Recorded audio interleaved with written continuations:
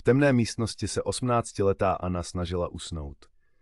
Měsíční světlo probleskovalo oknem a vytvářelo podivné stíny, které tančily po stěnách. Najednou zaslechla šepoty. Zpočátku si myslela, že to je jen její představivost, ale šepoty se stáčely k něčemu konkrétnímu. V každém slově byla hrůza, tajemství, které mělo zůstat skryté.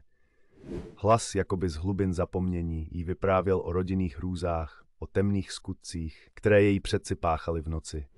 Každé jméno, každý čin jí chladil do morku kostí. Ve stínu se zjevil obrys postavy, ale když se otočila, nikdo tam nebyl. Anna cítila, jak jí něco sleduje, jako by byla součástí něčeho, co jí mělo pohltit. Když hlasy zesílily, vyprávěly o zradě a bolesti, Anna si uvědomila, že jsou to její vlastní vzpomínky, zapomenuté a přetvořené. V té chvíli pochopila, že už nikdy neunikne.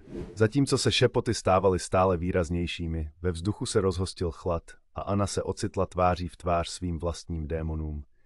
Její odraz se v zrcadle vysmíval a ona věděla, že již není sama.